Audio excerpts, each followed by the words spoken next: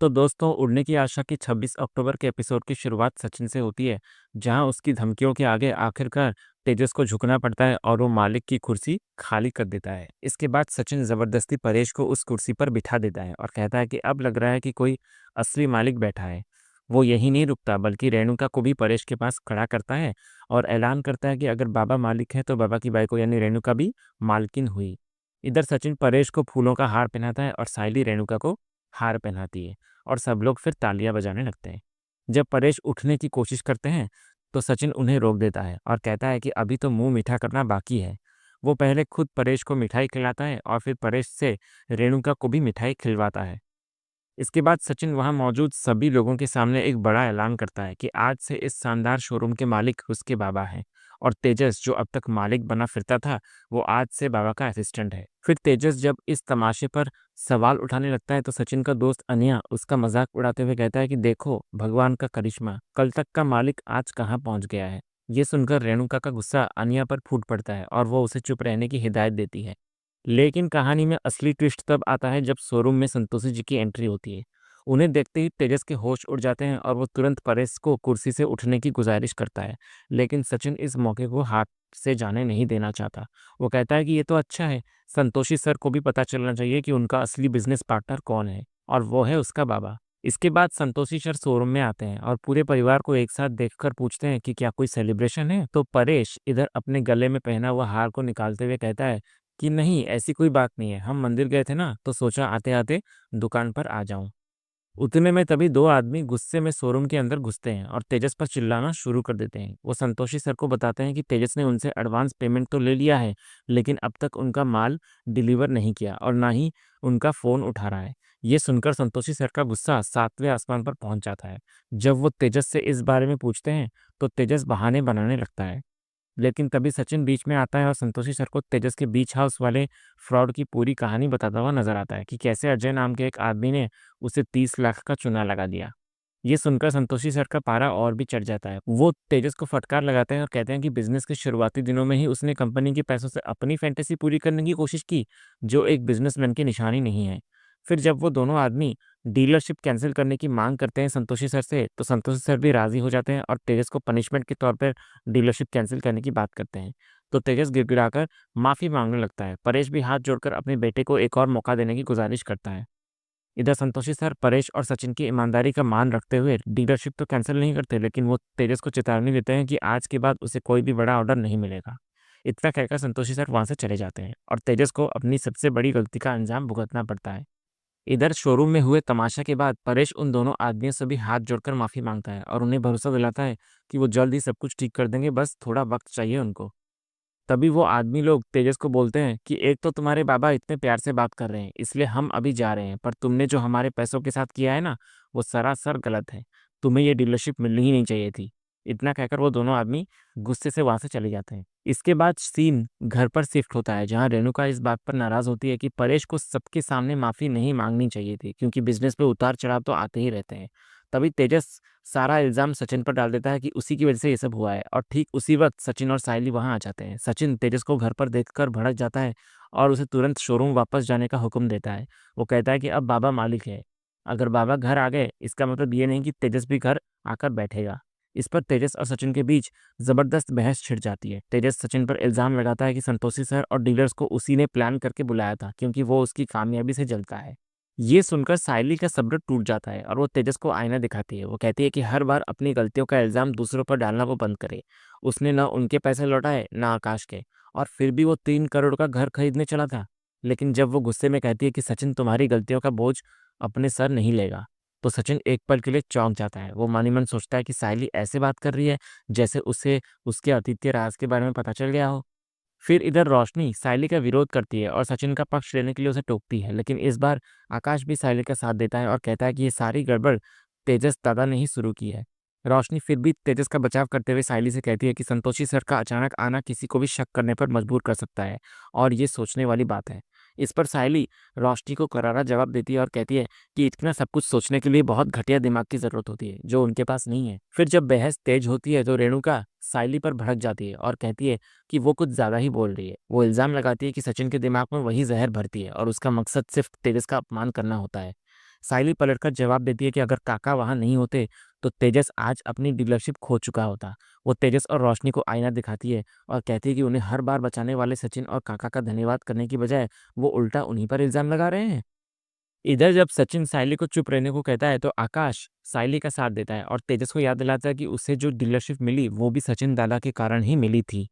ये सब देखकर परेश सबको डांटता है और कहता है कि घर को मच्छी मार्केट ना बनाए। वो तेजस को नसीहत देता है कि दूसरों पर उंगली उठाने से पहले अपने गिरेबान में झांकना चाहिए। इसके बाद वो सचिन से उस धोखेबाज अजय को ढूंढने के लिए कहता है और फिर अपने अपने काम के लिए आकाश और परेश निकल जाते हैं। उनके जाते ही रेणुका एक बार फिर सायली पर निशाना साधती है और कहती है कि इस घर में जो कुछ भी हो रहा है उसकी वजह वही है। सायली इस पर एक मजेदार तंज कसती है कि पिछले हफ्ते मुंबई में जो तूफान आया था वो भी उसी की वजह से आया होगा। तो रेणुका सायली को ज़्यादा होशियार न बनने की धमकी देती है और सचिन के कहने पर सायली चुपचाप वहां से चली जाती है, बिना कुछ कहे फिर।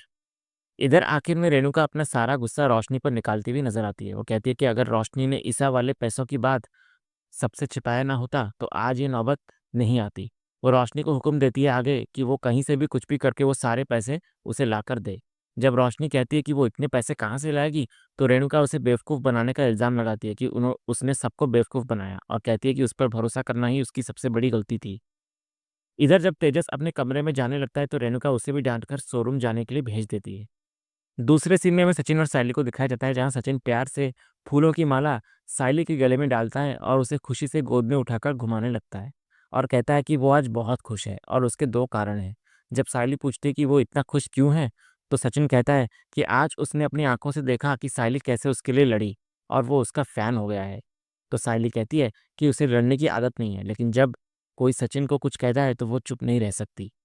इधर सचिन अपनी खुशी की दूसरी वजह बताते हुए कहता है कि अब साहिल की टीम में एक और खिलाड़ी आ गई है और वो है रोशनी। वो मजाक करता है कि आज जिस तरह काकू ने रोशनी को डांटा उससे साफ है कि अब दोनों एक ही टीम में हैं। तो सायली सचिन की इस बात पर हंसती है। इसके बाद सचिन एक और मजेदार बात नोटिस करता है। वो कहता है कि बाबा की बाई को सायली और रोशनी को तो खूब सुनाती है लेकिन रिया को कुछ नहीं कहती। तो सायली भी इस बात से हैरान होती है। तो सचिन अपनी थ्योरी देता है कि ऐसा इसलिए है क्योंकि रिया की अंग्रेजी बहुत तेज है और वो ईंट का जवाब पत्थर से देना जानती है, इसलिए काकू यानी कि बाबा की बाई को उससे डरती है। लेकिन वो दोनों इस बात से अनजान होते हैं कि उनकी ये सारी बातें रेणुका और रोशनी छिपकर सुन रही होती है।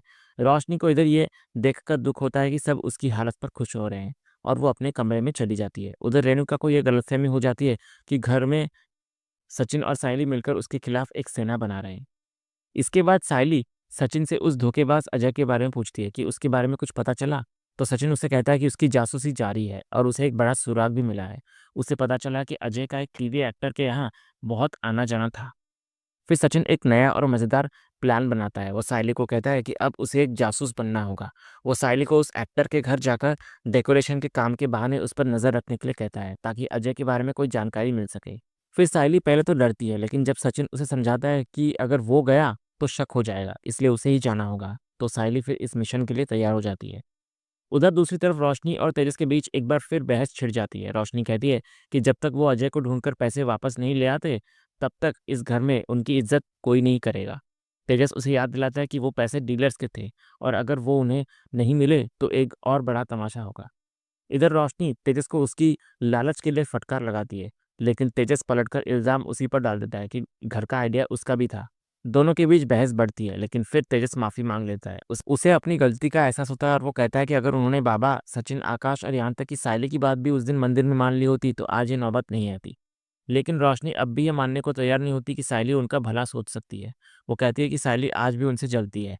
फिर आखिर में दोनों इस नतीजे पर पहुंचते हैं कि उन्हें किसी भी हाल में उस अजय को ढूंढना होगा और अपने 30 लाख रुपए वापस लाने होंगे क्योंकि अब उनके पास इसके अलावा कोई और रास्ता नहीं बचा है। फिर जब तेजस अजय से पैसे वापस मिलने की उम्मीद छोड़ देता है तो वो एक बार फिर रोशनी से उसके बाबा से पैसे मांगने की मांग करता है।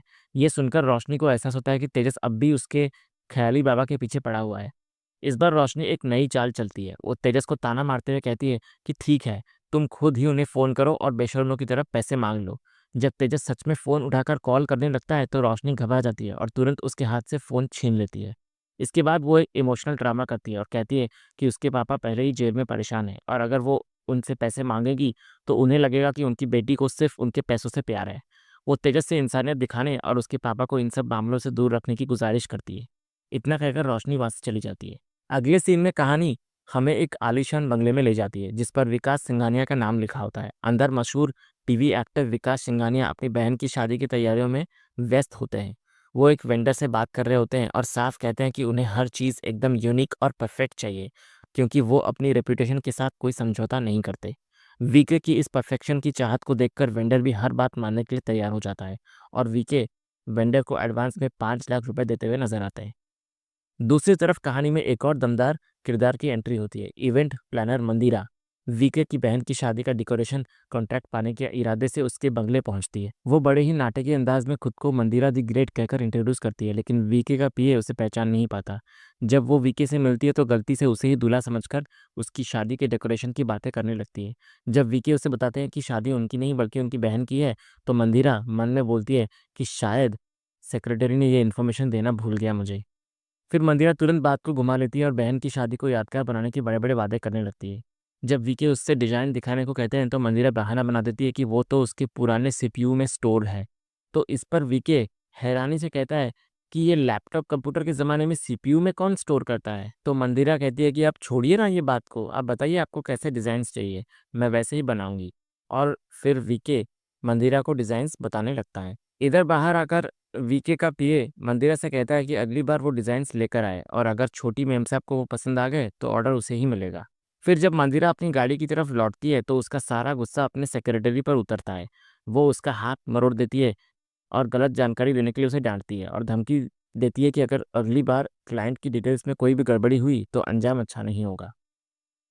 फिर इतना कहकर वो अपने गाड़ी में जाकर बैठ जाती है। लेकिन कहानी में असली ट्विस्ट तब आता है जब मंदिरा की नज़र साइली पे पड़ती है जो उसी बंगले के बाहर आकर पहुंचती है।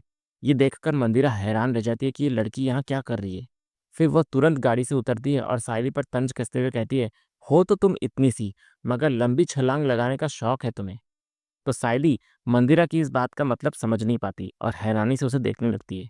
और इसी सीन के साथ ही आज का ये एपिसोड यहीं खत्म होता है। तो दोस्तों, आज का ये वीडियो आपको कैसा लगा कमेंट के माध्यम से ज़रूर कहिएगा और कमेंट में हाइप करना भी मत भूलिएगा और वीडियो को एंड तक देखिएगा।